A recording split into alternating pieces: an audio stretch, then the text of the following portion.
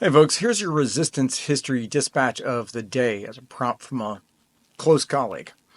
And it's not from France in 1940 or Denmark in 1942. It's from Germany in 1933. The Nazi Party didn't begin with extermination camps.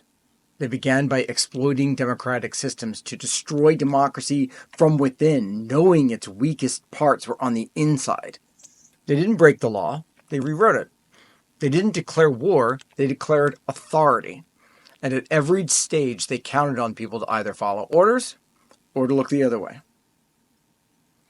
What we need to be aware of most right now isn't what Trump is doing. It's how many people are already going along with it.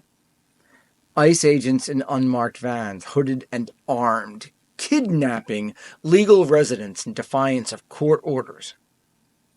Treasury officials altering IRS policy to target political enemies or people whom they perceive as being political enemies.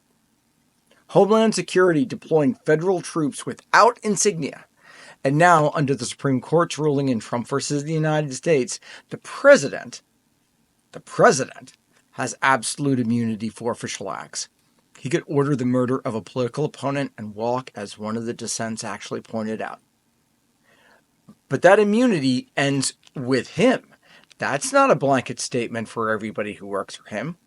Every federal employee who takes part in those illegal orders, who signs the deportation slip, who carries the handcuffs, who silences the auditors, who deletes the email chain, can still be prosecuted.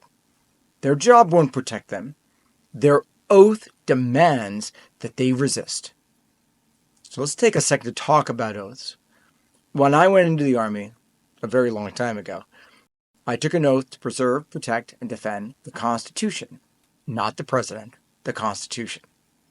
And the last time that I looked, my DD-214 didn't include a release from that, at least not that I could tell. And many Americans have taken similar oaths and need to revisit what that oath means to them personally. Because I was just following orders, it didn't work at Nuremberg, and it won't work now. And those working under Trump know it. They're not confused. Federal employees are trained to document legality, to cover themselves with memos and case law and policy codes. They know the orders are illegal. That's why they're using Signal and deleting texts. That's why they're nervous, always nervous, and always fragile. That's why they need to be reminded. You will be held accountable. Not by the president, by the people. We, the people. And by history. And by the rule of law that you swore to uphold. And we need a place, and this is part of a conversation, we need a place for that accountability to begin right now. Not post-regime, whenever that is. Whatever that world will look like.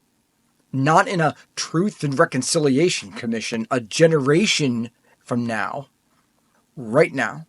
A secure, well-sourced repository where public employees, those being asked to betray the Constitution, to betray their oaths, can safely, credibly, and anonymously record what they've been ordered to do. Here is our resistance, our practical resistance lesson for the day.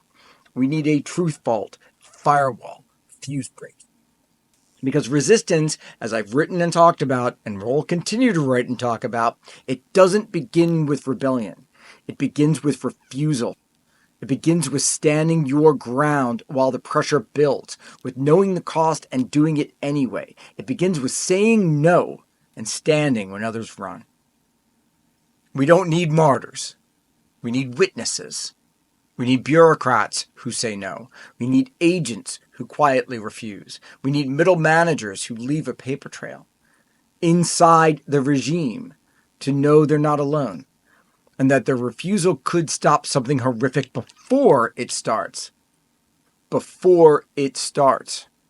And before it gets worse and condemns more people to far away prisons. There is still a rule of law tradition in the United States. Weak? Yeah. Under siege? Absolutely. But it's there. And it's familiar to anyone who's ever been told to violate it. So this moment, this very moment, is when resistance can begin for you. Not with a bang, with a no. With a refusal to comply. If you're in a position to help build this platform, technically, legally, journalistically, I want to hear from you. If you're in a position to use it, you may already be out of time. But let's create a firewall. Let's be the firewall before the fire consumes everything else.